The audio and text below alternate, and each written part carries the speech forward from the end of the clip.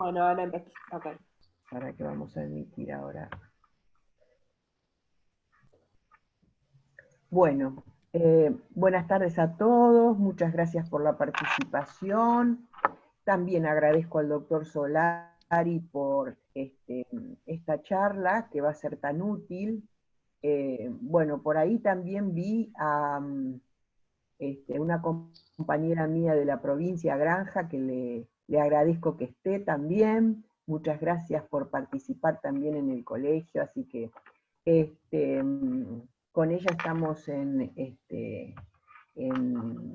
abogado del niño en la provincia, trabajando, así que bueno. Bueno, eh, les quiero llegar a decir un poquitito cómo vamos a hacer la organización, si a ustedes les parece bien.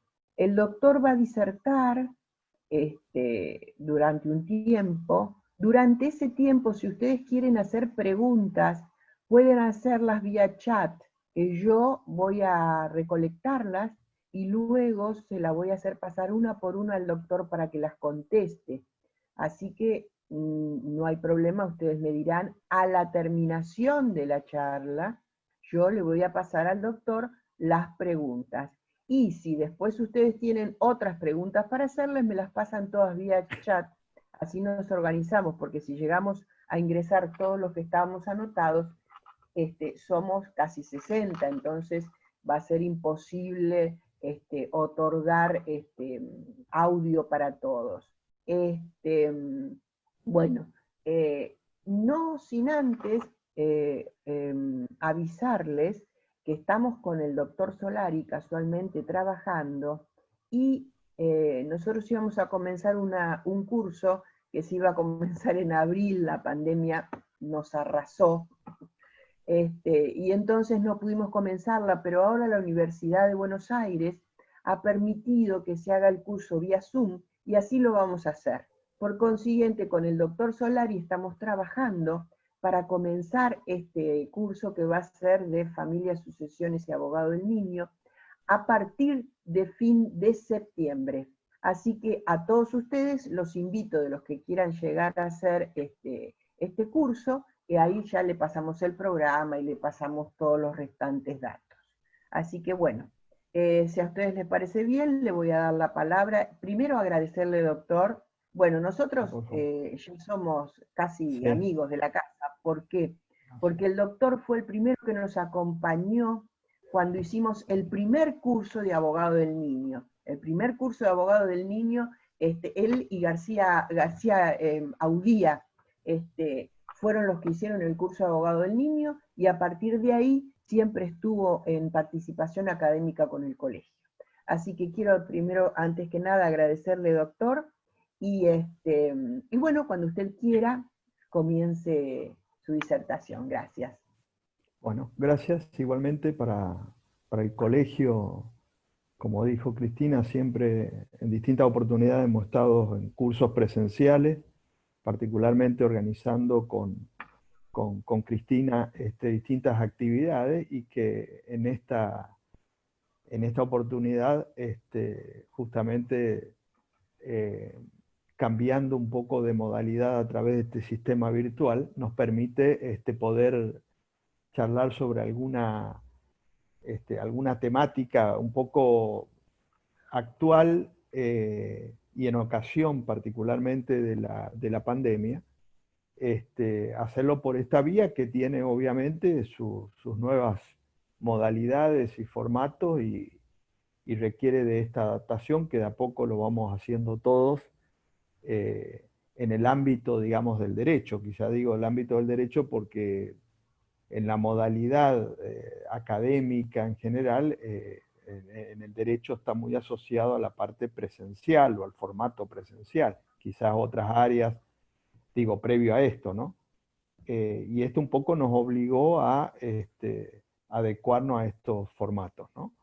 Que tienen la ventaja de no tener que trasladarse del lugar a otro o de los tiempos, tanto previos como con posterioridad, así que eso también son elementos, más allá de la utilidad del sistema, eh, ventajas que permiten tratar algunas temáticas y particularmente, además de las comunes y habituales que dan lugar a lo que son las actividades académicas, justamente todo esto de la pandemia y en el ámbito del derecho en particular, que es lo que nos interesa en esta oportunidad, tratar de ver cuáles han sido las incidencias o las particularidades que ha tenido o el impacto que ha tenido y que viene teniendo en realidad este periodo de pandemia, ¿no?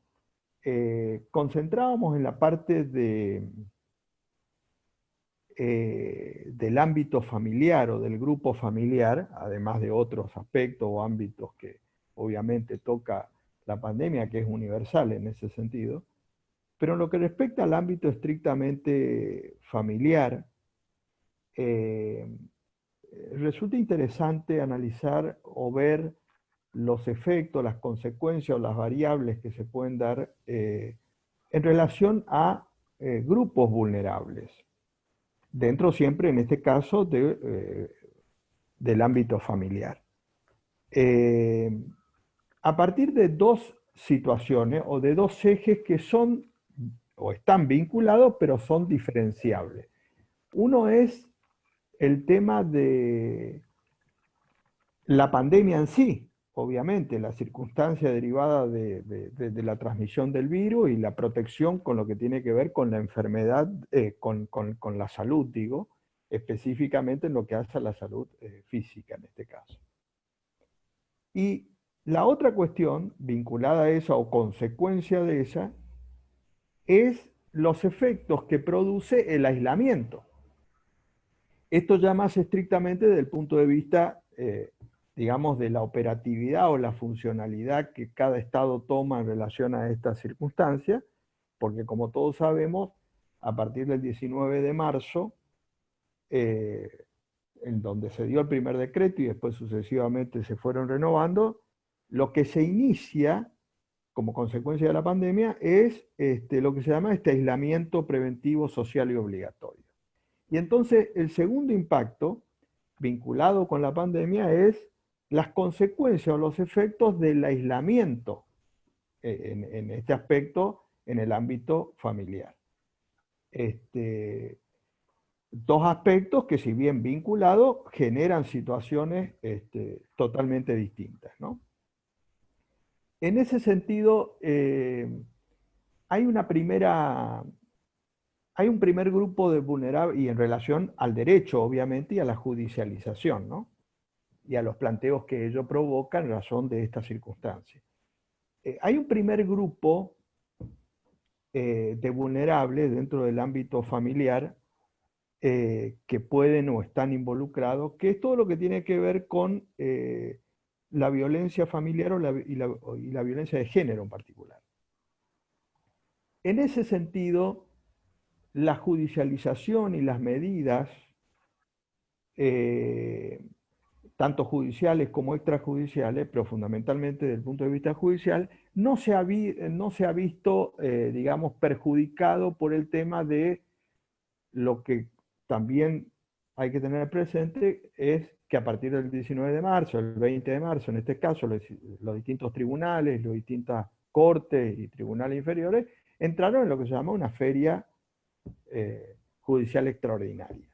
En ese sentido, y más allá de los efectos que ha generado o genera la feria en relación a muchas causas judiciales, a iniciarse y en trámite, en este grupo de vulnerables, decía, de la violencia de género y la violencia familiar, no ha tenido impacto en cuanto a que no ha habido este problema de decir que una causa judicial no puede tramitarse o no puede prosperar porque hay feria judicial.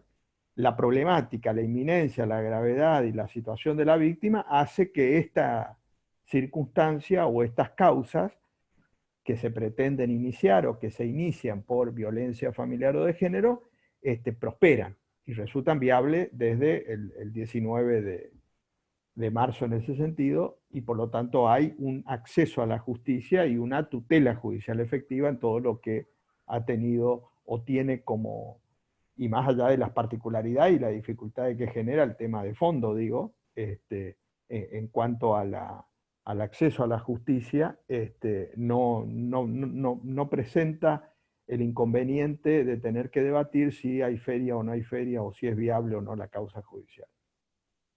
E incluso, una de las primeras medidas que ha hecho el sistema judicial a partir del 20 de marzo, ya en vigencia del decreto, es primero en Capital la Cámara Civil y después también la provincia de Buenos Aires y sucesivamente otras provincias en el marco de 3 o 4 días, de los primeros 3 o 4 días, lo que han dictado es una prórroga o ampliación de las medidas cautelares que ya estaban en trámite antes del 19 de marzo, es decir, de haber entrado al periodo de aislamiento y en consecuencia a la feria judicial extraordinaria, establecer una prórroga de pleno derecho, en algunos casos por 90 días, otros por 60, incluso en los últimos días muchos se han ampliado ya porque ha vencido estos plazos, se han ampliado de pleno derecho. Con lo cual, todas las causas judiciales que estaban, valga la redundancia, judicializadas respecto de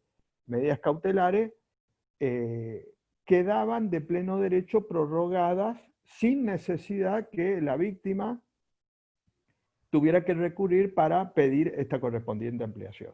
En ese sentido, digamos, se ha facilitado el mantenimiento de estas medidas durante la vigencia de la pandemia y que en los últimos días en muchos tribunales se ha prorrogado nuevamente. Obviamente que esta problemática genera o ha generado también desde el punto de vista extrajudicial, como responsabilidad del Estado, el dictado de distintas medidas para el acceso y a la posibilidad de la judicialización o denuncia, porque ¿en qué impacta acá la pandemia?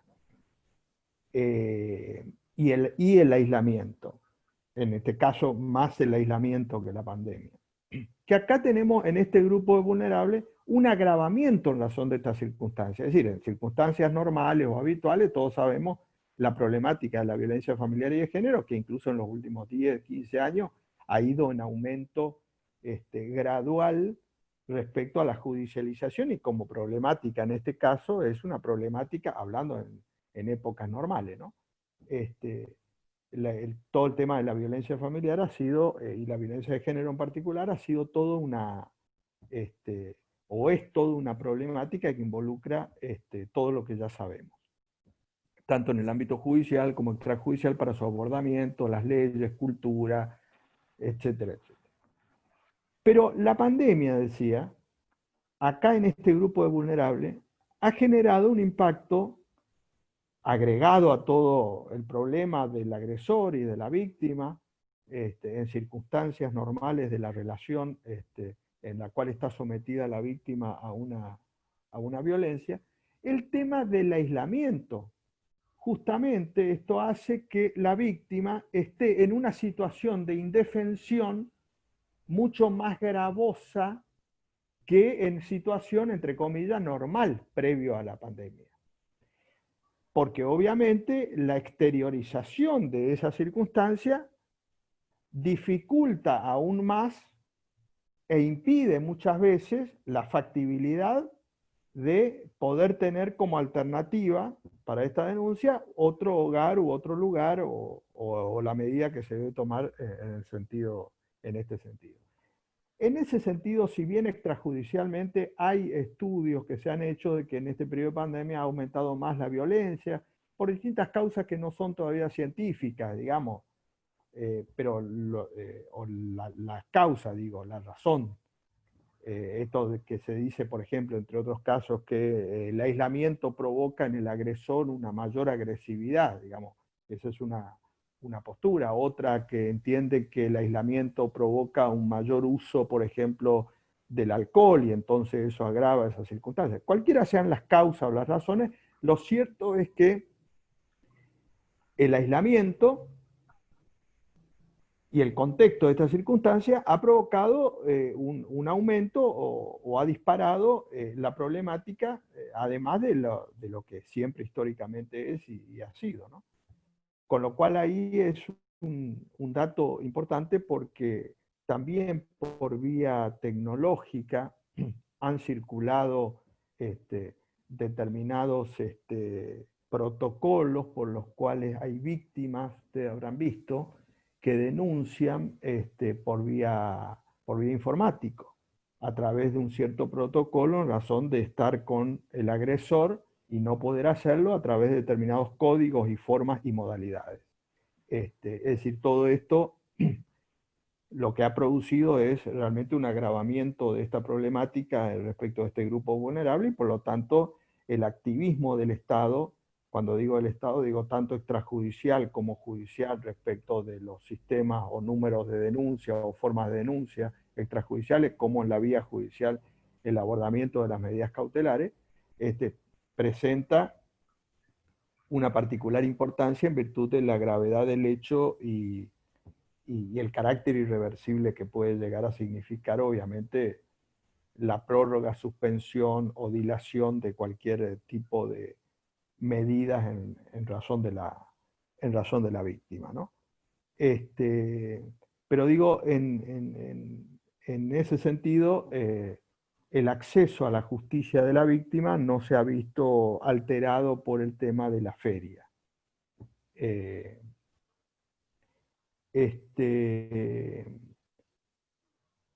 Hay un grupo también de vulnerables, siempre dentro del sistema familiar, que tiene que ver con los mayores adultos y que presenta particularidades, o que ha presentado en este periodo, ya casi más de 90 días, particularidades tanto fuera del ámbito familiar, cuando está institucionalizado en geriátricos, como en el ámbito familiar. Porque, bueno, obviamente los que están institucionalizados, todos sabemos de público este conocimiento que la circunstancia de la pandemia ha originado una mayor transmisión respecto de ciertos lugares o ámbitos, y precisamente estos lugares de adultos mayores es donde más se ha visto impactado desde el punto de vista colectivo, digamos, esta problemática. Y dentro del ámbito familiar respecto de estos mayores adultos, también hace un mes, si bien hubo un intento en el ámbito de la ciudad de Buenos Aires de que los mayores adultos tuvieran una autorización especial para salir, digo, a hacer las actividades que todos tienen que hacer, porque dentro del aislamiento uno tiene la posibilidad de salir a comprar las cosas elementales o diarias, y en ese sentido se pretendió establecer que respecto a los mayores adultos no puedan salir como regla general en ningún caso, bajo ninguna circunstancia, y excepcionalmente, si tuvieran que salir porque viven solos y tienen que comprar la comida o tienen que ir a la farmacia o lo que fuere,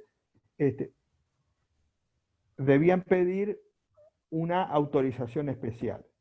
Ese intento quedó, por suerte, desactivado, porque ustedes recordarán que ahí vino a colación en el debate de la opinión pública, o instalado en la opinión pública en el ámbito académico por parte de algunos, la Convención Internacional de Derechos Humanos sobre Mayores Adultos, en virtud de no efectuar un trato discriminatorio, es decir, la pretensión de requerir una autorización especial en estas circunstancias es colocar a los mayores adultos en una situación de desigualdad respecto de cualquier otra persona que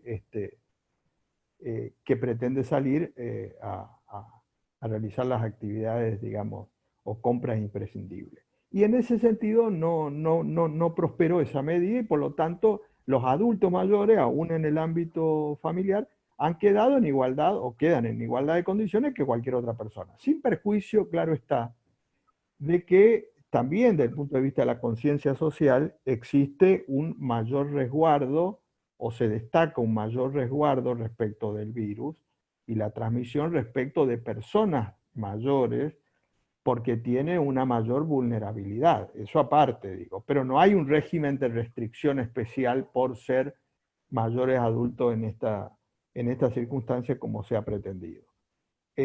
Obviamente este impacto en el ámbito familiar va a ser hacia el futuro importante, porque aun cuando se produzcan las salidas, seguramente ahí podrá haber, entre comillas, una diferencia respecto de los mayores adultos, en el sentido de que la restricción respecto del mayor adulto a la salida normal, habitual, esté restringida. Eso podría suceder conforme al riesgo, a la circunstancia que se prevea y a la eficacia de la transmisión del virus en su momento y en su oportunidad. Pero digamos, hoy por hoy no hay ninguna norma diferencial o ninguna medida respecto de estas circunstancias, más allá de los resguardos o cuidados que se aconsejan y que el mayor adulto tiene en ese sentido. Pero positivamente respecto al mayor adulto se ha puesto en debate el tema de la protección, porque lo que no ha pasado en la Argentina, que ha pasado en países europeos, justamente cuando se ha saturado el sistema de salud, hay algo muy interesante, que es que ha pasado al comienzo, cuando nosotros empezamos el aislamiento. En esos países donde se ha saturado el sistema de salud, habrán leído de que en algunos hospitales y sanatorios se privilegiaban determinadas personas en detrimento de los mayores adultos. Es decir, que se hacía como un descarte de no darle, por ejemplo, asistencia ya en situación de gravedad a esos mayores adultos. Ojo que esto no ha pasado en Argentina, obviamente, porque no ha habido saturación del sistema de salud, lo cual tampoco quiere decir que esté garantizado eso hacia el futuro. Pero este elemento quiero destacar, porque realizar eso, tanto desde el punto de vista como política pública del Estado o como política médica, es un acto de discriminación inadmisible, que atenta contra justamente la Convención Internacional de mayores adultos, porque de ninguna manera yo puedo establecer un parámetro en abstracto de privilegiar en un tratamiento o darle prioridad respecto, por ejemplo, a la asistencia mecánica, a una persona de 40 años respecto a una de 90. Digo, esto tiene que quedar claro desde el punto de vista jurídico, en la cual no puede haber ese concepto de desigualdad médico que ha existido en ese momento y que jurídicamente es imposible, más allá de que uno pueda desde otro punto de vista analizar o admitir, o incluso médico, porque hay muchos médicos que sostienen esta lógica, pero digo, esto desde el punto de vista jurídico es inadmisible, no hay posibilidad de que... Si bien en la Argentina, por eso digo, no ha pasado esta circunstancia, es importante aclarar porque sí ha pasado en otros países y es importante señalar que esto implica una violación a un derecho humano básico y fundamental, que en ningún caso puede haber discriminación del tratamiento de la salud en razón de la edad, que sería en esta situación. Eso con respecto a los mayores adultos.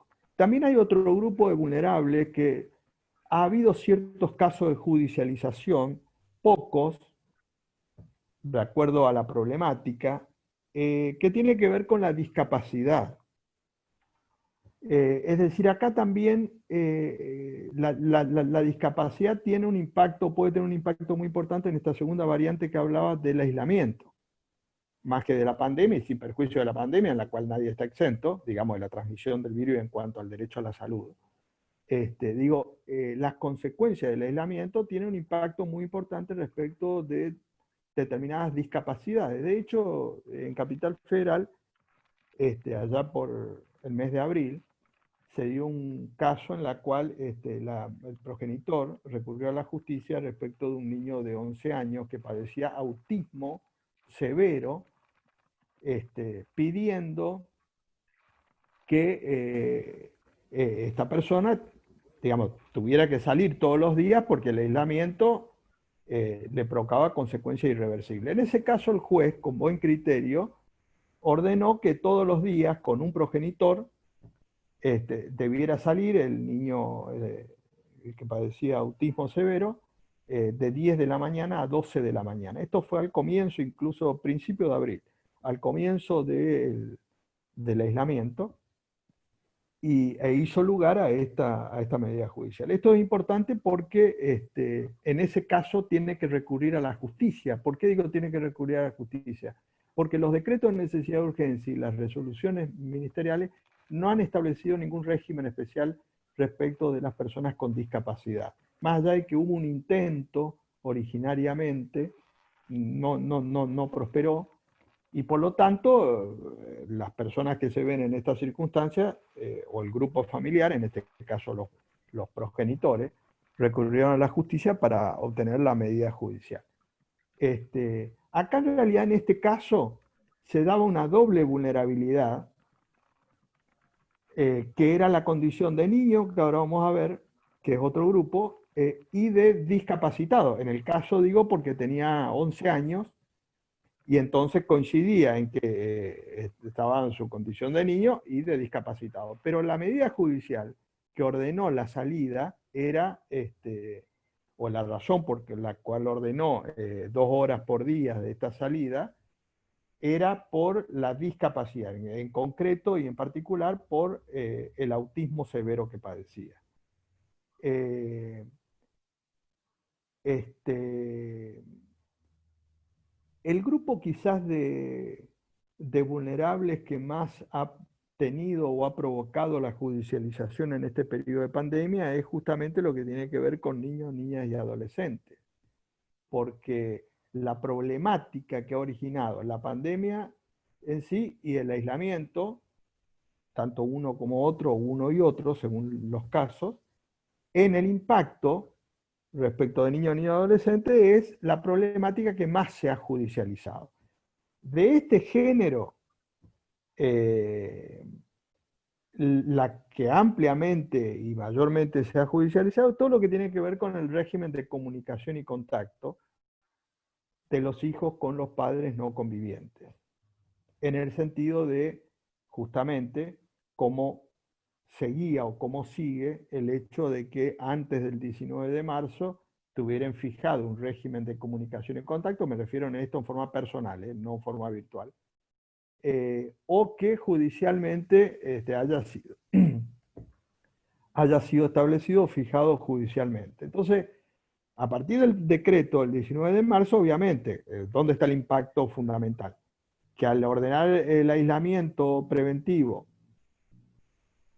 social y obligatorio, se hacía de imposible cumplimiento el traslado para el régimen de comunicación o contacto del niño con su progenitor o referente afectivo. Y este fue justamente el primer caso judicializado en razón de la pandemia, a partir del decreto, porque fue al otro día, justamente en la provincia de Buenos Aires, en el Departamento Judicial de San Isidro, en la cual se presentó un progenitor diciendo que el otro no le permitía cumplir con el régimen de comunicación y contacto, alegando el aislamiento, en este caso en vigencia reciente del decreto del día antes. Ahí en ese caso, y por lo tanto lo que pedía el régimen de cumplimiento que estaba fijado judicialmente previamente al 19 de marzo y que se cumpla este régimen de comunicación y contacto.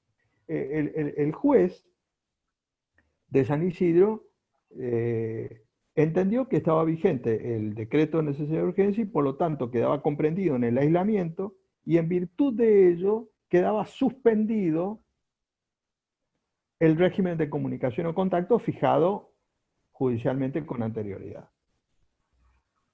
Ahí quedaba, digamos, en ese primer precedente, claro el tema de que todo lo que tiene que ver en esa interpretación con la comunicación y contacto, dado el traslado físico, quedaba imposibilitado o impedido. Esto generó ciertas dudas en punto al decreto, porque en realidad el decreto originario, el 19 de marzo, entre la excepción estaban niños, niñas, adolescentes. Entonces eso dio lugar a que al otro día, creo que el 20 o 21 de marzo, el Ministerio de Desarrollo Social dictara una resolución por la cual, justamente referido al tema que nos interesa, que es todo lo que tiene que ver con el traslado de niños, y en este caso para la comunicación y contacto, se establecía reafirmando que estaban dentro del principio general del aislamiento, porque se permitían 3 casos solamente la excepción por la cual podía romperse ese aislamiento. El primer caso la primera situación era cuando el niño o niña adolescente al momento del hecho, o sea, el 19 de marzo, no estaba en su centro de vida, en cuyo caso se permitía que se traslade al niño a su centro de vida, pero por una única vez. Con lo cual obviamente no era para seguir cumpliendo el régimen de comunicación y contacto, sino para restituirlo a su centro de vida. El segundo caso es cuando el progenitor o referente afectivo, que estaba a cargo al momento del 19 de marzo, por cuestiones de salud no podía llevar adelante el mismo, y entonces se permitía trasladarlo a la residencia del otro progenitor o referente afectivo. Y el tercer caso de excepción era cuando el progenitor o referente afectivo que estaba a cargo del niño en la circunstancia de la pandemia, por cuestiones laborales, debía, y estando en el servicio esencial, porque como sabemos, el sistema laboral, el servicio esencial, digamos, es del 19 de marzo, y en ese caso, esa persona que por un régimen laboral debía tener cumplimiento y no tenía con quién dejar al niño, entonces se permitía que el niño sea trasladado también en esta circunstancia a donde estaba el otro progenitor o referente afectivo. Con lo cual quedaba claro que todo el régimen de traslado o comunicación quedaba suspendido. Claro, eso pongo el acento de que fue el primer precedente porque me parece que en esta temática, que es la que más se ha judicializado en estos 90 días, ese primer precedente creo que es adecuado porque pasó 24 horas o 48 horas del primer decreto, en cuyo caso no habilitó la feria judicial, entendió que como consecuencia del aislamiento no debía ejecutarse el régimen de comunicación y contacto. Ahora, esa misma situación o ese mismo caso, y eso quiero señalar, presentado hoy a 90 días, yo ya no puedo aplicar esa lógica. Porque en todo lo que tiene que ver con régimen de comunicación y contacto, yo ya judicialmente tengo que abordar el tema en concreto, porque después de 90 días ya no está la excepcionalidad ni la aplicación de un decreto en forma absoluta para todos y cada uno de los casos. Lo que puede establecer el decreto, digo el decreto porque después de ese régimen, digamos, duro, inflexible respecto de esta situación, hubo uno, que es el que rige actualmente en esta temática de niñez, en cuanto al régimen de comunicación y contacto, allá por abril, en la cual se permitió en otro decreto que en el régimen de comunicación y contacto esté con un progenitor una semana y con el otro otra semana, que sería el régimen actual. Pero aún este último caso, que sería más flexible, tampoco debe ser interpretado en forma absoluta, en el sentido de para todo y cada uno de los casos, porque la diversidad de situaciones, modelos familiares, situaciones geográficas, lugares geográficos, impide que yo pueda establecer un régimen único y absoluto para todos los niños, niñas, adolescentes del país, una semana y una semana. Por eso es que esta cuestión es la que más se ha judicializado, porque obviamente es la que mayor diversidad presenta y a medida que vamos pasando los días, con mayor razón. Y en ese caso, yo creo que el parámetro debe ser que la justicia debe admitir, en ningún caso aplicar en esta temática la feria judicial, porque sí, implicaría hoy estar discutiendo sobre el acceso a la justicia y la tutela judicial efectiva, abordar la cuestión de fondo y analizar de acuerdo a ese interés superior del niño, en ese caso, que es lo más conveniente, y fijar, que puede ser una semana y una semana, porque como parámetro general que establece el decreto es válido, digamos, pero no, esto no puede ser interpretado en forma absoluta, por eso decía, para todos y cada uno de los casos.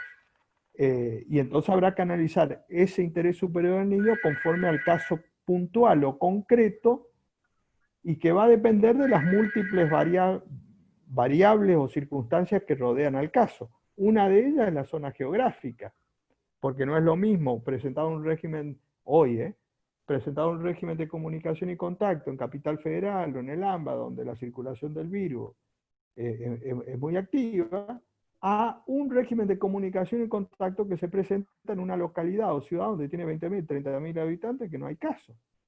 Ahí el régimen de comunicación y contacto, siempre me estoy refiriendo en forma personal, puede ser hasta la normal. Por lo tanto, digo, lo de geográfico es importante porque la diversidad geográfica en esta pandemia permite hacer una diferencia que, trasladado el caso que estamos hablando, impide establecer un régimen único, general y absoluto para todas las situaciones. Y también de acuerdo a las distancias, porque aún dentro de una misma ciudad, no es lo mismo que el progenitor que pretenda un régimen de comunicación o contacto esté a 2 cuadras que a 200 cuadras. En un lugar donde está a 2 cuadras, el régimen de comunicación y contacto puede ser mucho más fluido. A uno que tenga que trasladarse 80 o 100 cuadras. Entonces podrá tener un régimen más restrictivo. Es decir, ¿qué quiero decir con esto para ejemplificando en estas situaciones totalmente casuísticas? Que la diversidad de situaciones es inmensa. Por lo tanto, de ninguna manera yo puedo estar hoy regido por un decreto, dada la problemática que involucra del interés superior del niño y las particularidades que eso involucra. Además, porque esto también involucra el cuidado personal, que es mucho más amplio, más allá del contacto o comunicación de los progenitores con otros. Porque ha pasado también en Capital Federal el mes pasado, en la cual se ha judicializado una situación en la cual una madre ha ido a la justicia respecto de 2 hijos, porque el progenitor, el padre, le dijo el 19 de marzo, cuando empezó eh, este aislamiento, le dijo que él no iba a ir a buscar a los chicos, no se iba a ocupar por esta cuestión de la salud, del aislamiento, y entonces que quede con la madre indefinidamente hasta que termine la pandemia. Claro, fíjense, la madre, a los 60 días más o menos, porque esto fue un mes, se presentó a la justicia diciendo que, respecto a los 2 hijos, eh, pidiendo a la justicia que el padre, más allá de la comunicación y contacto que quiera o pueda tener, que se haga cargo del cuidado personal en virtud de la responsabilidad parental. Porque él lo que hizo en estas circunstancias es desligarse de un deber. Y en ese caso, con buen criterio, el juez le ordenó al progenitor, aún en contra de su voluntad, que se haga cargo una semana a la madre, una semana al padre, etc. ¿Qué quiero decir con esto? Que acá la madre se ha visto en la necesidad de tener que recurrir a la justicia frente a la negativa o a la renuencia del otro progenitor a hacerse cargo de los deberes, que es mucho más que el régimen de comunicación y contacto.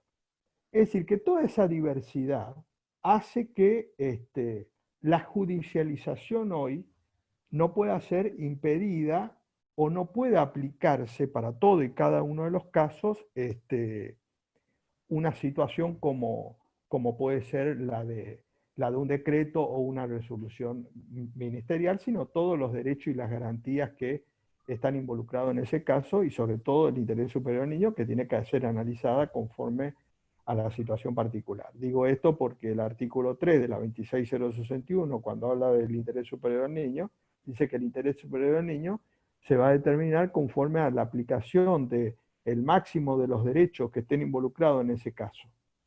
Y entonces yo tengo que analizar el caso. Yo no puedo determinar un interés superior del niño por ley en abstracto o por un decreto, un DNU o por una resolución ministerial. Yo tengo que ver en el caso concreto cuáles son los derechos, las circunstancias, las particularidades y en base a eso resolver. Con lo cual, digamos, el abordamiento desde el punto de vista judicial de esta temática, que involucra ya sea o al cuidado personal en general o al régimen de comunicación en particular, tendrá que ser analizado en ese contexto. Y también hay muchos casos judicializados en los cuales un progenitor ha ido a la justicia porque el progenitor conviviente ha impedido que tenga el régimen de comunicación por alegando esto del aislamiento, de la salud, del riesgo, etc. Ahí también esa negativa puede ser justificada o injustificada según las circunstancias, porque yo no puedo decir que en todos los casos está justificado o en todos los casos está injustificado. Sobre todo porque acá destaco nuevamente esto del tiempo. Cuando nosotros estamos hablando de la pandemia y estamos hablando del aislamiento, la circunstancia de excepcionalidad puede llegar y la particularidad excepcional en estas cuestiones puede llegar en lo judicial a ser aplicable en 10 días, lo que fue el primer periodo, del 19 de marzo al 31 de marzo. Ahora, ya con posterioridad, ya no puede aplicarse esa excepcionalidad porque el tiempo va produciendo un montón de variantes y de complejidades que yo no puedo decir, bueno, mientras dure esta pandemia. Que además es un tiempo indefinido, porque no solamente hasta acá, que va 90 y pico de días, sino hacia el futuro, no sabemos hasta cuándo. Entonces, de ninguna manera yo puedo aplicar un régimen hoy de excepcionalidad alegando la pandemia para no resolver una cuestión de fondo o para negar la habilitación de la feria judicial. Me parece que hoy, a 90 y pico de días, esa situación ya es insostenible, porque en un Estado constitucional de derecho que estemos discutiendo hoy a 90 y pico de días, si el servicio de justicia es esencial, me parece que es poco serio. Y es poco serio porque estamos discutiendo eso, porque si antes del 19 de marzo nosotros en una actividad nos juntábamos y decíamos, si el servicio de justicia es un servicio esencial en un Estado constitucional de derecho, cualquier persona diría, pero esto estamos hablando de cosas obvias. Y sin embargo hoy, a 90 días, estamos discutiendo esto porque hoy la Corte está en una feria judicial extraordinaria. Entonces hoy el servicio de justicia no es esencial. Me parece esto desde el punto de vista de los derechos humanos básico, elemental, imposible de racionalizarlo, porque esto que estemos analizando me parece que no. Pero bueno, sin embargo, yo tengo que ir a discutir, digo, tengo que ir a discutir porque en muchas causas judiciales en general y de familia en particular, yo tengo que ver, y depende de la jurisdicción, si me habilitan o no la feria. Que tenga que depender de eso significa que el ciudadano no tiene el derecho del acceso a la justicia. Porque si en algunos casos le habilitan la feria y en otros no, es porque algunos tienen el derecho a acceso a la justicia y la tutela judicial efectiva y otros no. Y entonces estamos hablando de algo que pareciera ser que el ABC de los derechos humanos, que es que todas las personas tienen que tener el acceso a la justicia y la tutela judicial efectiva. Y no tener que discutir si me aplica la feria o me remueve y me hace lugar a la medida, haciendo excepción a la feria. Pero bueno, esa es la situación en la cual hoy estamos. Y en este caso del régimen de comunicación y contacto, en muchas presentes judiciales se ha aplicado esto de la feria y por lo tanto no se ha abocado. ¿Qué es el peor escenario? Además, porque el impacto de esto significa delegar a las partes la resolución del conflicto. Entonces imagínense, visto desde un punto de vista del más débil al más fuerte, ¿quién va a imponer las condiciones? El más fuerte. Visto desde el punto de vista del que tiene más plata respecto al que tiene menos plata, ¿quién va a imponer el régimen de comunicación y contacto? El que tiene más plata. Porque si yo digo, yo soy el que te estoy pasando de alimentos tanto, digo, si vos no permitís esto, no te doy más alimentos. Imagínense, y tenemos que resolver esto por la vía de hecho. Sumado a esto, la perspectiva de género, en circunstancias que no es casual respecto de esta temática, donde los casos justamente en que se ha planteado respecto de esta situación coinciden en relación a la mujer. Es decir que el peor escenario hoy es que la justicia le aplique la feria, porque es como decirle, bueno, vayan ustedes, resuelvan por la vía de hecho como puedan resolverlo. Por lo tanto, el abocamiento de la causa y las particularidades del caso habrá que ver cómo se resuelve entrando en la cuestión de fondo, que es lo que corresponde, ¿no? Esto de este grupo de vulnerables de niños, también quiero señalar algo que no se ha judicializado y que seguramente después va a tener un impacto en el futuro, que está demostrado en la legislación extranjera, esto ya como consecuencia del aislamiento, como fenómeno especial. Si bien está reconocido que el aislamiento provoca un daño en la salud psíquica respecto de toda persona, cualquier persona, nosotros mayores, produce después de un tiempo obviamente una circunstancia difícil de sostener. Respecto de niños, niñas, adolescentes, científicamente se ha demostrado que el impacto y la gravedad es mucho mayor y que en muchas circunstancias puede ser irreversible. Entonces eso, si bien no se ha judicializado, importante aclarar, porque en otros países que han tenido un aislamiento mucho menor que Argentina, porque Argentina tiene un aislamiento que ya lleva el mayor de todos, pero digo, en otros países donde se ha dado un aislamiento mucho menor, han tenido ya efecto o consecuencias respecto de la niñez, respecto de la salud psíquica. Y esto de la salud psíquica es importante en el mundo del derecho traerlo a colación, porque cuando nosotros hablamos de la pandemia y las consecuencias y de la salud, fundamentalmente que se habla en todos los decretos de necesidad de urgencia y en todas las circunstancias que justifican estas restricciones, solamente hacemos referencia a la salud física, que obviamente tiene que ver con la enfermedad, el virus, la transmisión, pero no se hace hincapié con la salud psíquica. Y en ese sentido, tanto la Organización Mundial de la Salud como todas las definiciones de salud comprenden la salud física y psíquica. Y la salud psíquica, a mayor aislamiento, hay mayor gravedad. Entonces, ojo con esto, con la Argentina, porque es como que esta circunstancia, digamos, indefinida de aislamiento, y cuando me refiero a niños, niñas, adolescentes, es importante porque hay muchos niños que tienen los progenitores que conviven, entonces hay muchos niños en la Argentina hoy que no han salido en estos 90 días. En esa circunstancia, fíjense que las consecuencias irreversibles de la salud psíquica pueden ser mucho más cuantitativamente importantes respecto de niños que la salud física. Porque si bien la transmisión del virus ha existido respecto de niños, niñas, adolescentes, que lo padecen también, quizá en menor proporción, pero lo padecen, yo creo que la proporcionalidad con la salud psíquica va a ser mucho mayor respecto de niños, niñas, adolescentes, este aspecto de la salud psíquica que la salud física, ¿no? Y en ese caso no se ha judicializado, porque como decía anteriormente, el caso que se ha judicializado es de un niño, cuando había una circunstancia de discapacidad, esto que decía del autismo severo, y que se hizo lugar por la discapacidad del autismo, pero no por la condición del niño.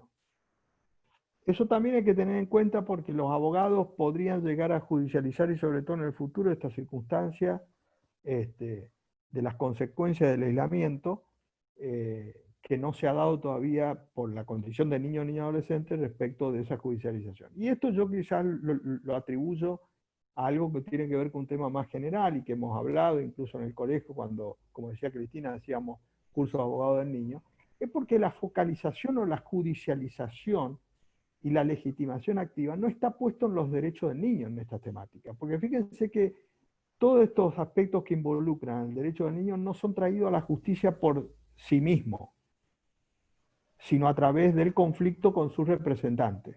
Por eso la judicialización es respecto al régimen de comunicación y contacto cuando los progenitores han tenido conflicto. Pero respecto de derechos del niño, estos derechos, por ejemplo, de la salud psíquica, está claro que no está visualizado y por eso no está planteado, no porque no exista, sino porque el eje de la cuestión ideológica está puesto siempre en el otro. Es decir, es como que está corrido en esta cuestión y de hecho, fíjense que la participación del niño en estos casos de comunicación y contacto es muy escaso si uno ve los casos judiciales. Si bien la Suprema Corte ha permitido que por videollamada se tome la voluntad del niño, se pueda tomar, en muchos casos no se recurre ni siquiera a esta vía tecnológica, por lo cual estas resoluciones de comunicación y contacto terminan siendo un conflicto exclusivo de los progenitores y el niño, niña, adolescente, no tiene ninguna intervención en el proceso, cuando que podría plantearse esta circunstancia, ¿no? Yo creo que es más que nunca, porque acá se pueden ver afectados más que nunca estos derechos del niño que no son traídos al proceso o no son visualizados desde el punto de vista del ámbito estrictamente judicial. Y eso yo creo que la única forma que se va a cambiar ese eje cultural es cuando se asegure o se garantice que en todo expediente judicial todo niño tenga un abogado o una asistencia técnica, ¿no? Pero este grupo de vulnerables es lo que más ha tenido diversidad respecto de problemáticas judicializadas en razón de la pandemia, eh, y otras que no han sido visualizadas porque muchos niños que están en situación institucionalizado, fíjense que también, principio de abril, en la opinión pública ha circulado mucho el tema de las personas que están privadas de su libertad respecto a que se iba a liberar por el tema de la pandemia, la transmisión, etcétera. Estuvo todo ese debate en vivo. Ahora, respecto de niños que están institucionalizados, nunca se habló de nada. No sabemos si hay pandemia, si hay virus, si esos institucionalizados tienen posibilidad de recurrir a recursos o a medios o al sistema de salud. Fíjense que ni siquiera en la opinión pública está dado ese debate respecto de la institucionalización. Y esto no significa que no existe, porque justamente el Comité de Derechos del Niño, principio de abril, en razón de la pandemia, decía que los estados, toda medida o disposiciones que dicten, no pueden poner en suspenso los derechos de la Convención de los Derechos del Niño, los derechos y garantías. Es decir, en ningún caso el Estado puede suspender estos derechos. Digo suspender estos derechos y entre paréntesis digo, ahora vamos al proceso judicial y ya el derecho a ser oído del niño está suspendido, porque si vemos con relación a antes, peor, cuando que no debiera ser así. Pero en principio, en particular digo, el Comité de Derechos del Niño dice, en particular, los niños que están institucionalizados, que son los de mayor situación de vulnerabilidad, el Estado, en razón de la pandemia, estamos hablando en este contexto, no puede liberarse de su responsabilidad en virtud de la pandemia.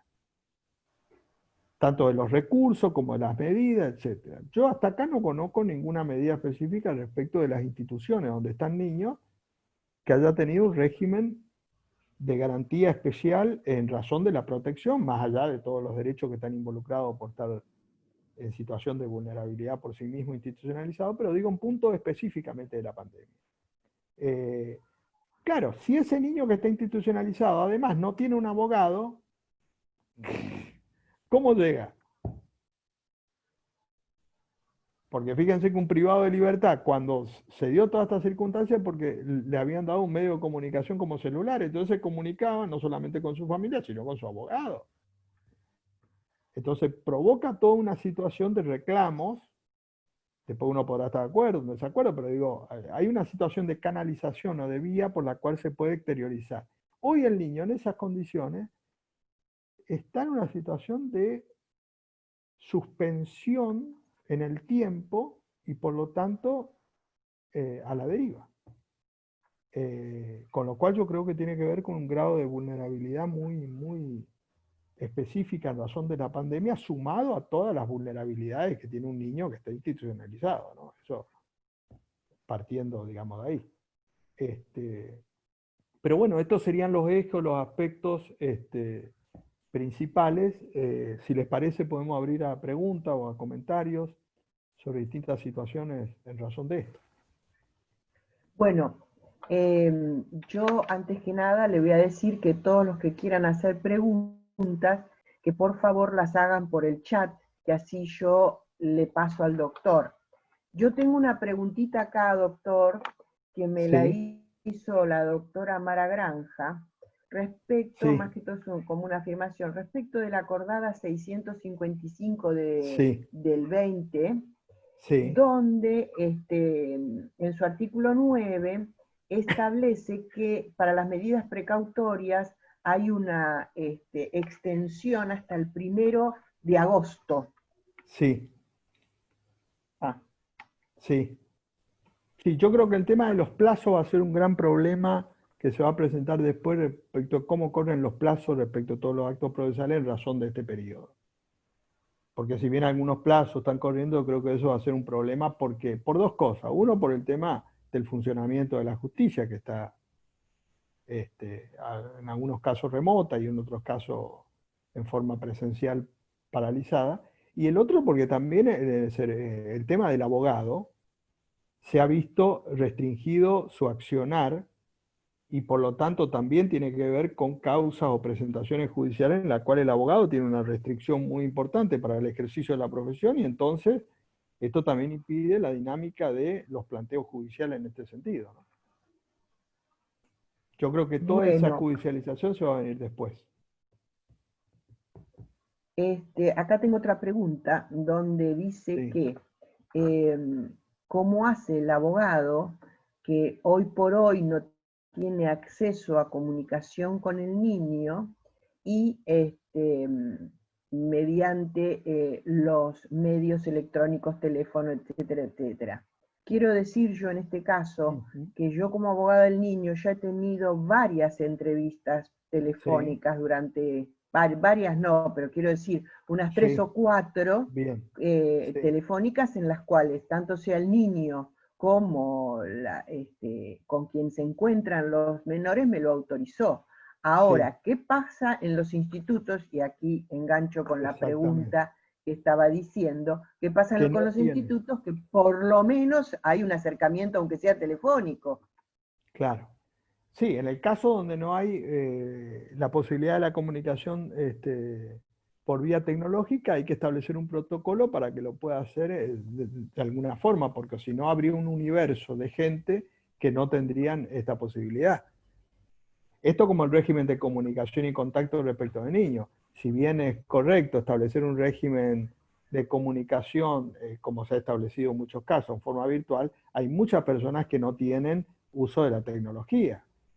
Entonces yo en lugares, por ejemplo, o en zonas geográficas del conurbano, yo no puedo aplicar un criterio absoluto respecto de la tecnología, porque en esas circunstancias, si están privados de ello, tengo que efectivizarlo a través de otra forma que se discutirá respecto de ese protocolo, cómo será, pero de ninguna manera privarle ese derecho, sino de ver la forma o los modos en que pueda tener el acceso, en este caso en forma con los resguardos del caso en forma presencial y excepcional. Bueno, a mí no me pasaron ninguna pregunta más. ¿Alguien quiere? Bueno, acá la doctora Larretap le considera una excelente exposición la que usted hizo, doctor. Quiero también esto Gracias, muy amable. pasárselo. Este, ¿Qué va a pasar, doctor? Esto se lo hago yo. ¿Qué va a pasar Sí. con las entrevistas que sí hicimos telefónicamente? ¿Podrán ser consideradas nulas el día de No, mañana? ahí yo creo que hay yo, hay un artículo que escribí que tiene que ver con el derecho procesal de emergencia, en la cual en todo este periodo de emergencia yo creo que debe haber todo un sistema procesal que el Estado debe garantizar en el sentido de excepcionalidad para efectivizar un derecho de fondo. Entonces, yo creo que, por ejemplo, lo que más se ha difundido en este sentido a través de una primera medida entonces que fue una demanda de alimentos allá en los principios de abril y en la provincia de Buenos Aires de un juez de paz de la Madrid, que fue el primer caso, después se sucedieron muchos casos, en la cual se utilizó el WhatsApp como forma de notificación de una demanda de alimentos. Después, la utilización del WhatsApp ha sido utilizado para muchos actos procesales. Bueno, el Código Civil y Comercial de la provincia de Buenos Aires no tiene la forma de la notificación por WhatsApp. Sin embargo, todos estos actos deben ser válidos en el contexto de la excepcionalidad y de la pandemia. Por lo tanto, no puede estar sujeto por sí mismo a la nulidad. Puede estar sujeto a la nulidad si se demuestra la afectación de un derecho, por ejemplo, que en este caso el que ha sido notificado no le llegó la notificación, pero como cualquier otro caso en forma presencial, pero no por la utilización en sí mismo de este recurso. Bueno, acá el doctor Portillo hace una pregunta y Sí. pregunta cómo se hace la realización del seguimiento de los casos urgentes que Ujú. se encuentran ya tramitando.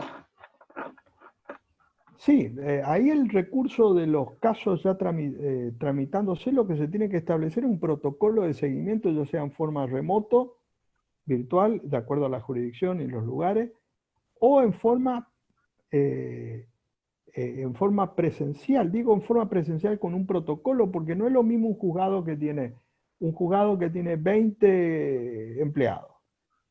Perfecto. ¿Qué significa el protocolo? Que a lo mejor ese juzgado va a tener que funcionar con 3 empleados, pero tiene que funcionar como cualquier otro servicio de salud, de alimentación, etcétera, que tienen protocolo.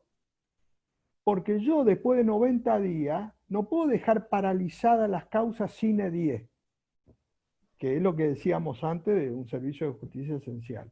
Entonces tendríamos que discutir los protocolos de acuerdo a los lugares, la zona geográfica, los departamentos judiciales. Hay tribunales que son amplísimos, hay otros que son 4x4. Todo eso, digamos, lo que implicará es tener una diversidad de situaciones o de soluciones. El peor recurso o modelo es decir, bueno, esperemos que pase la pandemia para reiniciar todo, porque eso es hoy insostenible. Y entonces no debiera haber ninguna causa por sí mismo paralizada. Lo que puede pasar y debe pasar es que las causas se hagan más lentas en virtud de esta temática. Eso estamos de acuerdo. Ahora, ninguna causa tendría o debería ya a esta altura digo de 90 y pico de días, porque la paralización pudo haber sido, y el recurso, reitero, el tema de las ferias judiciales extraordinarias me parece que era pertinente en esos 10 días de marzo iniciales del primer decreto. Ahí podría haber sido una situación excepcional, proporcional, racional, es decir, bueno, 10 días, una semana, 10 días paralizar, bueno. Ahora, después de eso ya no hay posibilidades de sostener la lógica de esto. Por lo tanto, yo tengo que ver o la forma virtual, según los actos procesales, o la forma presencial, quizás en la audiencia, y de acuerdo a qué audiencia pueda tener ciertas particularidades, de acuerdo a las partes que están involucradas, etc. Bueno, se discutirá eso. Pero todo va a requerir un protocolo para proseguir con estas circunstancias, porque si no, de lo contrario, el debate hoy sería, bueno, se cierra tribunales hasta febrero, el 1 de febrero del 2021. Porque esta situación va a seguir todo el año. Entonces digo, bueno, ¿qué hacemos entonces? ¿Iniciamos todo el 1 de febrero? Es insostenible esto. Es decir, esa es la única solución que no puede ser la válida. Después lo otro podemos discutir, qué es mejor, qué es peor. Bueno, en esta excepcionalidad todos estamos discutiendo. Fíjense que en el sistema universitario, fíjense si las universidades, el sistema de salud, el sistema de la educación, que el sistema de justicia es mucho más importante. En este caso, si me tengo que comparar con la educación, digo universitaria, y aún primaria y secundaria. Fíjense si las universidades hubiesen dicho, bueno, acá se cierran las universidades hasta nuevo aviso, hasta que pase la pandemia. Vamos a suponer como entramos en una feria educativa excepcional. Sin embargo, todas las universidades han instrumentado en forma virtual. Claro, algunas universidades tenían plataformas mejores, peores, etcétera. Unas funcionan en forma mejor, otra peor, otras lo han ido adecuando ya en estos 3 meses, que empezaron relativamente, ahora están funcionando. Es decir, en esta excepcionalidad se ha ido adecuando de acuerdo a las circunstancias y hoy todo estudiante universitario está siguiendo la carrera universitaria como debe ser. No es lo ideal, porque a lo mejor uno tiene que tomar un examen por esta vía. Y ¿y es lo mismo que presencial? No, no es lo mismo. ¿Es lo mismo dar una clase? No, no es lo mismo. ¿Y cómo hago para sacar fotocopia? Y bueno, ahora se ve una forma en la cual se pueda pasar por WhatsApp, una forma de apunte de esto, lo otro. Es decir, todo eso ha significado el hecho de que yo hoy pueda continuar con el sistema educativo como debe ser. Bueno, eso mismo que estamos diciendo tiene hoy que hacer la justicia. Establecer un mecanismo, un protocolo para decir, esto hay que seguir. Y en ese contexto, en todo caso, estará el debate. Pero yo lo que veo es que hoy el abogado, sobre todo, tiene que discutir en tribunales esto de la feria, con todo lo que significan las causas que están paralizadas. ¿Y cuánto va a estar más tiempo paralizada una causa que ya se inició? Ya lleva 90 días, 100 días, 120, 150, después será, y no, me parece que no, eso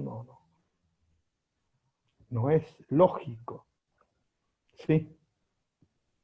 Bueno, lo único que le quería decir al doctor Portillo es que Sí, acá en Moreno yo me refiero solamente, sí.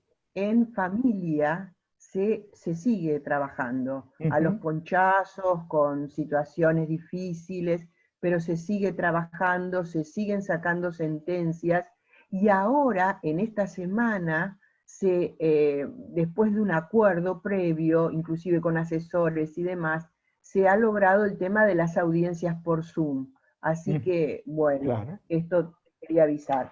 Después, doctor, le quiero avisar que la doctora Belis dice que es un Sí. placer escucharlo. Yo los Gracias, muy buenos amable. también los paso.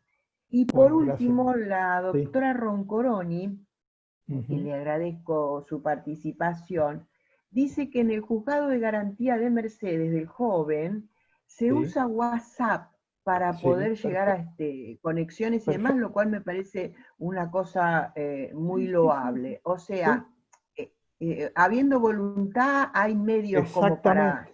Y salir, como aparte, para si la salir. notificación es fehaciente, ¿cuál es el problema del WhatsApp? Si yo te notifiqué a vos por WhatsApp y yo pruebo de que vos recibiste eso, no hay afectación de derecho.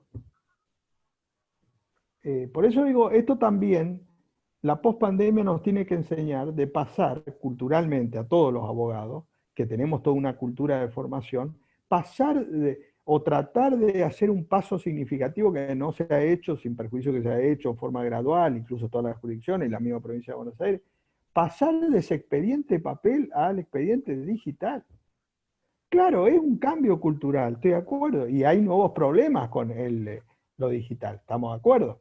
Ahora, yo no puedo ser con una audiencia, la doctora, ¿dónde creo, me dijiste ahí de Mercedes, Sí, ¿no? en Bueno, Mercedes. el Sí, otro en día Mercedes. me decía, ella que conoce y muchos que conocen, que me decía un abogado, justamente Mercedes en un curso que estábamos dando, me decía que por una audiencia, por el tema de la Ruta 5, siempre hubo históricamente muchos accidentes respecto de abogados por la neblina en las primeras horas del día, eso de hace muchos años, digo, y me contaba un abogado, me dice, yo tenía que ir de 9 de julio a Mercedes a entregar un escrito, en este caso con una firma, etcétera. Entonces yo decía, nosotros estamos en esto era en diciembre del año pasado, o sea, previo a la pandemia. Yo decía, nosotros estamos en el 2019 y resulta que un abogado hoy en el ejercicio de la profesión tiene que ir de 9 de julio, que queda 170 kilómetros, creo que queda a Mercedes, que me decía, al departamento judicial, al juzgado en ese caso que era conveniente, para entregar, para entregar un, una, un papel, en definitiva, con una firma. Yo digo, en esta era, por eso digo, otra del WhatsApp, del email, de todo del Zoom, de Jitsi Meet, de Google Meet, etcétera, etcétera, de videoconferencia, etcétera, que yo tenga que hacer esto. ¿Cuántos testigos hay, testimonios, hablemos en la época de normalidad, en la cual acá en Capital nosotros conocemos que hay que ir a la zona de tribunales, a la zona de tribunales, digo, Talcahuano, ahí en el núcleo donde está todo eh, digamos, el tránsito en sí, hay personas que vienen de testigos del conurbano, y tiene que venir una audiencia a las 10 de la mañana y dice, yo salí a las 6 de la mañana y apenas llego, tuve que tomar el tren, el colectivo, etcétera. Ese acto procesal de un testigo lo puede hacer por videoconferencia. Estamos hablando de periodo de normalidad. Sin embargo, nosotros culturalmente, el abogado dice, no, esto tiene que ser en forma presencial, etcétera. Eso tenemos que tratar de superar psicológicamente porque hay una negativa de la utilización de la tecnología, así como en algunas situaciones presenciales pueden ser insustituibles, pero hay muchos actos procesales o medidas o instancias que yo puedo sustituir el papel o la forma presencial. Por eso digo, ojalá que esto de la pospandemia sirva como recurso, por lo menos ahora habiéndolo hecho en forma forzosa, de haber sabido las utilidades que pueden tener un montón de recursos tecnológicos que existían previo a la pandemia y que no estaban utilizados, ¿no? Bueno, doctor, le paso dos. La doctora Pastora Romano dice que gracias por la excelente disertación. La doctora Hilda Schulz lo mismo. Y la Gracias. doctora Pamela Mels, que le mando un saludo, que después de la nena no la vi, este, le pregunta, y es creo que una muy buena pregunta, ¿usted Sí. considera conveniente la continuidad de estas herramientas electrónicas post pandemia, cuando ya esté todo normalizado porque está la vacuna, etcétera, etcétera, etcétera? Sí, por supuesto. Yo creo que eso es lo que, yo creo que como lo mejor que nos puede dejar esto en el ámbito del derecho es pasar de un sistema totalmente obsoleto, culturalmente resistido institucionalmente, porque más allá de que uno esté de acuerdo, otro esté de acuerdo, creo que tiene que ver más con una cultura del papel, del formato, entonces en las distancias, todas esas cosas que podían haber sido lógicas cuando no había este sistema, yo creo que esto nos puede llegar a hacer ver, ya en este sentido forzoso que uno lo está usando, cómo volver para ciertas cosas al papel o a lo diario o a lo presencial es totalmente insostenible. Después se generarán nuevas incertidumbres y nuevos planteos en el ámbito del derecho en sentido de lo virtual. Estoy totalmente de acuerdo, pero lo mismo que en el presencial. Todos los inconvenientes que pueda haber y no está exento de nulidades, impugnaciones o lo que fuere. Pero bueno, habrá que superar porque yo creo que son recursos que es una lástima que no estén utilizados en las audiencias, por ejemplo, respecto de videoconferencias. ¿Cuál es el sentido físico que yo tenga que trasladarme al tribunal? Salvo en los lugares, en ciudades muy chicas, donde dice, bueno, te da 8 cuadras, 10 cuadras, hasta sería más conveniente en la forma presencial. Pero en las grandes ciudades, ¿cuál es el sentido de tener que ir a la zona de tribunales? Cuando digo zona de tribunales, digo para el que conozca Capital, etcétera, porque es inaccesible, cualquiera sea el medio, digamos, público, privado, de vehículos, inaccesible. Además de los costos. Para lo mejor una audiencia donde tengo que estar ahí de la misma forma que puedo estar así como estamos nosotros. Y ahí es donde me parece que el recurso técnico es totalmente desaprovechado. Ojalá que sirva esto para que se vaya dando en ese sentido. Y en ese sentido creo que la Suprema Corte en distintas resoluciones ha ido abriendo la forma virtual en este periodo, reconociendo de alguna forma, creo que la semana pasada incluso la Corte Suprema autorizó audiencias por el tema de Jitsi Meet, que se resistía a la audiencia, bueno, ahora ya autorizó algunas audiencias que se hagan por Jitsi Meet. Bueno, por eso digo, me parece que son recursos que uno, para el abogado, para las partes y para el tribunal, yo creo que el tribunal, ¿cuál es el sentido que vayan ahí a tribunales, hay juzgados que tienen 4x4? Hay lugares donde no se puede hacer una audiencia físicamente porque están todos parados, no hay ni siquiera asiento. ¿Cuántos de esos actos procesales yo lo puedo sustituir por una videoconferencia? Así que ojalá que sea así. Bueno, primero le digo que el doctor Marcelo Sosa agradece la charla y le resulta muy beneficiosa. Y después le voy a decir una cosa, doctor, ¿no? Sí, Humildemente se lo digo, pero sí, sí. están bien los servicios nuevos electrónicos. Es más, yo creo que realmente ahora la entrevista del abogado del niño con el niño no puede ser en una videollamada. Yo he Claro, tenido pero por eso digo, para llamadas situaciones ahora por esta puntuales. situación, pero con el niño no. Por eso digo, Discúlpeme, ¿no? Mi para opinión. para ciertas situaciones, o sea, vamos a partir de una base. Cuando en la pregunta está referido esto vuelto a la forma presencial. Hay casos de Ujú. presencial que yo creo que debe ser imprescindible y que se deben sostener en esa lógica. Pero yo me estoy refiriendo a un montón de situaciones que pueden ser sustituibles perfectamente, como esos ejemplos que puse. Y en ese caso yo creo que hay que ir camino hacia la forma virtual y mantener en lo presencial lo que sea imprescindible o lo que las partes, por una circunstancia particular, puedan pedir. Digamos, no es esto sustituir lo presencial, sino utilizarlo como recurso este, complementario, digamos. Perfecto. Bueno, yo no tengo más preguntas. ¿Hay alguien más que quiera preguntar? Porque yo no tengo más preguntas. No Bueno, me queda nada más que el agradecimiento, doctor, bueno, nuevamente por esta charla y bueno, decirle a gracias. todos ustedes e invitarlos a que se fijen en los mails que van a llegar a ser publicados para así cuando hace la charla, cuando hace el curso el doctor en el mes de septiembre, se pueden llegar a anotar. Y ahora, terminada esto, les digo que los que quieran certificado, me lo pidan. Este es el momento de pedirlos, que yo voy a anotarlos para así pasarlos. ¿Mm? Así que, doctor, lo relevamos a usted. Muchísimas gracias. Gracias, muy amable, gracias a todos ustedes, al colegio, a todos los presentes por este momento y esta charla, y seguramente en alguna oportunidad estaremos nuevamente. Gracias, gracias a todos. Gracias. Bueno, yo me quedo un ratito más para los que me pidan certificado, los demás que